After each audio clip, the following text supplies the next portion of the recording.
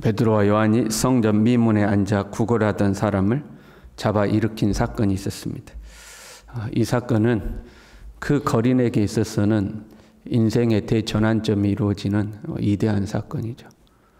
평생 걷지 못했는데 걷게 되는 그 놀라운 사건을 맞이하게 되었습니다. 그러나 한편으로는 그 사건을 통하여서 하나님의 복음이 확장되게 되는, 그 사건을 복음의 확장으로 하나님이 사용하시는 것이죠. 그래서 우리에게 주어진 하나님의 은혜가 있어요. 그러면 그 은혜는 내가 누리는 것으로 멈춰서는 안 되는 거죠. 그 거린이 병에서 나음받아 새로운 인생이 되었다, 거기에서 멈추는 것이 아니죠. 그 은혜를 통하여 하나님의 복음이, 예수 그리스도의 은혜가, 또는 하나님이 하시고자 하시는 일이 더 확장되고 이루어져야 되는 거죠. 거기까지 가야 되는 거죠. 나에게서 멈춰버리면 안 되는 거죠. 그리고 이제 본문은 베드로가 하나님의 목적을, 그 거린을 일으켜 세우신 하나님의 목적이 있지 않겠어요? 그 목적을 이제 성취하는 장면이죠. 놀란 사람들이 모여들었어요. 얼마나 놀란 일이었겠어요. 잘 살다가 몸이 아파서 주저앉은 사람이 아니고 나면서부터 앉은 사람이거든. 그런데 그 사람이 일어나 걷고 뛰고 하나님을 찬양하니 얼마나 사람들이 놀라운 일이겠어요. 신비해서 다 모여들지 않겠습니까? 사람들이 다 모였어. 이게 어찌된 일이냐고 모였겠죠. 그때 베드로가 이렇게 이야기합니다. 12절에요.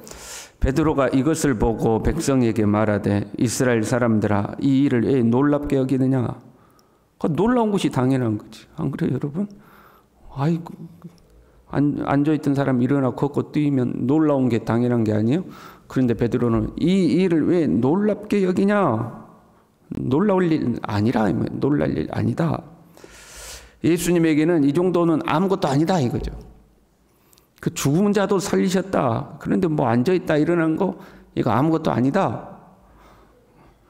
예수님 당신 스스로도 죽으시고 다시 살아나셨고 우리가 보는 앞에서 하늘로 올라가셨다. 뭐 이거는 아무 일도 아니다 하는 거죠. 또한 예수님을 믿는 우리에게 있어서도 이 정도 역사는 아무것도 아니다.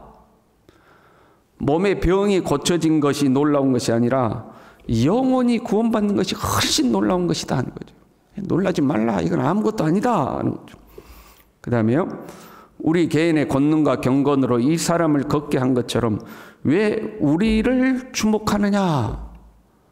베드로와 요한은 하나님께서 이 능력을 베푸신 이유와 목적을 분명하게 알고 있는 거예요. 예수님을 증거하기 위해서, 복음을 확장하기 위해서 이 사건을 일으키셨다. 이걸 분명히 알고 있는 거죠.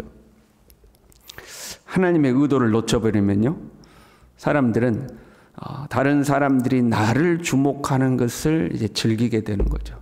와, 베드로 대단하다. 와, 요한 대단하다. 그걸 이제 즐기게 되죠. 그 나중에는 본인이 더 그런 것을 원하게 되죠. 야, 왜 나한테 박수 안 쳐주냐? 왜 나를 안 높여주냐? 이제 이렇게 되기가 쉽죠.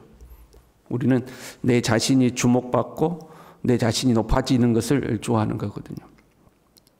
꼭 기적 같은 일들만 그런 건 아니에요. 우리가 남들보다 재능이 뛰어나거나 소유가 많다거나 그걸 통해서 봉사를 많이 했다거나 뭔가 남들이 이루지 못한 일들을 이루었다거나 그러면 우리는 우리 자신이 드러나기를 원하는 거잖아요. 그게 사람의 본능과 같은 거죠. 근데 베드로는 왜 우리를 주목하느냐? 예수님을 증거하는 거죠. 우리를 보지 말고 예수님을 보라는 거죠. 예수 그리스도를 소개합니다. 너희들이 넘겨주고 빌라도가 풀어주기로 결의했으나 너희들이 그걸 반대하여서 살인한 사람을 놓아주고 거룩하고 의로운 예수님을 죽였다. 그러나 하나님이 이 예수님을 다시 살리셨다. 그리고 16절에요. 그 이름을 믿음으로 그 이름이 너희가 보고 아는 이 사람을 성하게 하였나니 예수로 말미암아 난 믿음이 너희 모든 사람 앞에서 이같이 완전히 낫게 하였느니라. 철저히 예수님을 소개하고 있죠. 자신들에게로 향한 이목을 예수님께로 돌리는 거죠. 예수님을 믿는 믿음이 낫게 했다. 예수님 때문에 나은 거다. 우리 주목하지 말아라. 예수님이 이 일을 이루신 거다 하고 예수님을 소개하고 예수님을 드러내고 있는 거죠. 우리가 이런 표현 하잖아요. 하나님께 영광을 돌린다. 그래서 연말 시상식 같은 걸 한다거나, 그래서 예수 믿는 사람이 상을 받으면 뭐라고 그래요? 먼저는 하나님께 영광을 돌립니다 하고 이제 하나님께 영광을 돌리죠. 바람직한 모습이고 좋은 모습이죠. 그러나 우리가 좀 더 구체적이면 좋겠죠. 어떤 사람이 성공을 했어요. 물어봐요. 아우, 당신은 어떻게 그렇게 성공했습니까? 그러면 나의 죄를 대신해서 죽으시고 살아나신 예수님을 믿는 그 믿음이 오늘 이 자리까지 나를 인도했습니다 하고 예수님을 소개하는 거죠. 그냥 하나님께 영광을 돌립니다. 이것도 훌륭하지만 좀 더 구체적으로 나를 위해 이 땅에 오시고 죽으시고 부활하신 예수 그리스도를 믿는 그 믿음이 오늘의 나를 있게 했습니다 하고 이제 예수 그리스도를 소개하는 거죠. 그래서 때를 얻든지 못 얻든지 복음을 전파하기를 힘쓰라고 그런 거예요. 누가 물어보면 내가요 얼마나 고생한 줄 아십니까? 내가 여기까지 오는 동안 얼마나 힘쓴 줄 아십니까? 그 나를 다 드러내는 거잖아. 나 죽을 둥 살 둥 했어갖고 이 자리에 온 겁니다. 그 이제 나를 드러내는 거죠. 어떤 자리에서도 누가 뭘 물어보면 첫 번째는 물론 우리도 고생하는 거 아니에요. 그러나 첫 번째는 나를 위해 이 땅에 오신 예수님을 믿는 믿음이 이곳에 나를 있게 했습니다 하고 예수님을 소개하는 거죠. 그러나 한편으로 우리가 이제 생각해 봐요. 개인의 권능과 경건으로 이 사람을 걷게 한 것처럼 왜 우리를 주목하느냐 그랬거든요. 그럼 여러분 개인의 권능과 경건이 소용이 없을까요? 개인의 경건과 권능이 없이 하나님의 기적과 이적이 나타날까요? 개인의 경건은 의미가 없는 것인가 하는 거죠. 근본적으로 보면요. 내가 아무리 경건 생활을 하고 내가 아무리 영적 훈련을 했다고 해도 결국 능력은 하나님께로부터 오는 거죠. 그렇잖아요. 내가 아무리 경건 생활을 열심히 했다고 해도 능력은 하나님께로부터 오는 거예요. 그래서 내 것이 아니라는 거죠. 내 능력이 아니라 하나님이 주신 능력이라고 해야 맞는 표현이겠죠. 그래서 내가 한 게 아니다. 하나님이 하신 거다. 이렇게 표현해야 맞는 겁니다. 그렇다고 그러면 개인의 경건이 소용이 없는 것인가? 그건 아니죠. 얼마나 많은 믿음의 선배들이 하나님 앞에 엎드려서 능력 달라고 은사 달라고 간구하고 하나님의 은혜를 구하고 그렇게 예수가 몸부림쳤잖아요. 예수님의 제자들도 성령을 기다리라는 명령에 순종하여서 성령의 오시기까지 오로지 기도에 힘쓰고 기다렸잖아요. 경건에 힘쓰는 사람들에게 주어지는 은사라는 것이 존재하는 거죠. 그렇잖아요. 그런데 우리가 주목해야 돼요. 그 경건한 삶이 이 사람을 걷게 한 것이라 걷게 한 것이 아니라 무엇이 걷게 했어요?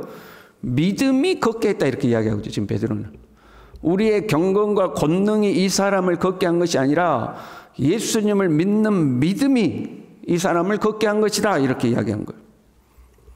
그렇다면 경건이란 뭐가 돼야 돼요? 경건이란 믿음의 통로가 돼야 되는 거예요.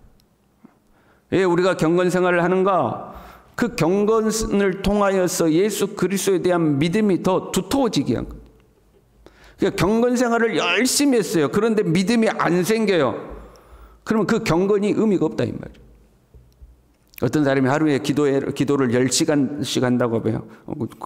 그럴 수는 없겠지만 아무튼 우리가 가정에서 하루에 10시간씩 기도를 한다고 해봐요. 10시간씩 기도하는데 믿음이 안 생겨요. 그럼 그 10시간 기도가 무슨 의미가 있어요? 의미가 없다는 거예요. 기도 10시간 했는데 믿음이 안 생깁니다. 근데 사람들은 뭘 보겠어요? 10시간 기도했다는 걸 보겠죠. 그래서 뭐라 그래요? 와, 저 사람 하루에 10시간씩이나 기도해요. 정말 경건한 사람이야. 정말 능력 있는 사람이야. 하루에 기도를 10시간씩 한데 사람들은 그걸 보고 칭찬하는 거예요. 사실은 믿음이 안 생기는 건데. 경건의 시간과 믿음의 크기가 비례하는 것은 아니다 이 말이에요. 경건은 믿음에 도달해야 돼요. 그리고 경건의 초점도 나에게 있는 것이 아니라 예수님께 있어야 되는 거죠. 내가 누군지 알아요? 나는 기도를 하루에 10시간씩 한다고요. 나에게 초점을 맞추는 거죠. 저는 성경을 백독을 했어요. 성경 통독을. 나에게 초점을 맞추는 거예요. 초점이 나에게 있는 것이 아니라 예수 그리스도께로 해야 합니다. 철저히 경건은 예수님께 초점을 맞추고 그를 통해서 예수 그리스도에 대한 믿음이 생기는 믿음의 통로가 돼야 되는 거예요. 그렇지 않으면 엉뚱하게 경건이 내 자랑이 되는 거죠. 내가 누군지 알아? 내가 하루에 기도를 얼마나 하는지 알아? 내가 지금까지 주님 앞에 얼마나 많은 봉사를 했는 줄 알아? 이게 되는 거예요.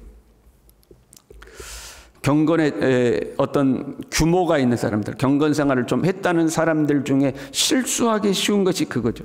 나를 드러내놓고 싶으신 거예요. 내가 누군 줄 아냐? 이거 하고 싶은 거예요. 베드로와 요한도 그런 유혹이 있을 수 있었겠죠? 여러분, 사람들이 막 베드로 지금식으로 하면 그런 거 아니야? 그럼 얼마나 기분 좋겠어요, 여러분. 베드로. 그러나 거기에 끌려가지 않고 왜 나를 주목하냐 말이야. 내가 아니라 예수 그리스도를 통해서 이 역사가 나타난 거다 하고 예수 그리스도께 영광을 돌리고 예수 그리스도를 드러내는 거죠. 경건을 통해서요, 참 믿음이 생긴 사람은요, 경건은 했는데 믿음이 안 생기면 사실 별 의미 없어요. 경건 생활을 통해서 주님에 대한 진짜 믿음이 생기는 사람은 신비한 능력이 생기는 것이 아니라, 기도 10시간 했더니 막 신비한 은사가 생기고 하늘이 열리고 하늘의 비밀을 깨닫고, 그것이 아니라 경건을 통해서 참 믿음이 생긴 사람은 그리스도께 순종하며 살게 되는 거죠. 그게 진짜 믿음이 생겼냐 안 생겼냐를 아는 거예요. 순종하느냐 순종하지 않느냐. 그리고 순종하여 살다 보면 하나님의 기적이 나타나는 거예요. 내가 하는 게 아니라 하나님의 명령에, 성령의 감동과 인도하심에 내가 순종했더니 하나님이 하시고자 하시는 일이 있어서 나에게 감동 주고 나에게 말씀을 주고 그럴 거 아니에요. 내가 그 말씀에 순종했더니 하나님이 기적같이 하나님의 역사들을 이루어 가시는 거죠. 그래서 하나님의 이 기적과 이적과 표적이 나타나는 거예요. 오늘 새벽에 우리가 기도하면서요, 주님께 도달해야 되겠죠. 주님과 접촉이 돼야 되겠죠. 그 주님이 말씀하시는 대로, 성령이 감동하시는 대로 순종하여 살아가는 오늘 하루가 될 수 있길 바랍니다. 그러면 하나님이 반드시 역사하실 줄로 믿습니다. 기도하겠습니다. 하나님 아버지, 오늘 하루도 오직 예수님께 초점을 맞추고 주님이 말씀하시는 대로 순종하여 살아가고, 때를 얻든지 못 얻든지 예수 그리스도를 증거하고 하나님께 영광을 돌리고, 주님, 우리가 그렇게 살아갈 때 우리의 삶을 통하여 이루고자 하시는 하나님의 위대한 역사가 하나씩 하나씩 이루어지고 성취되어질 수 있도록 오늘 우리의 삶을 축복하여 주시옵소서. 예수님의 이름으로 기도 올리옵나이다. 아멘.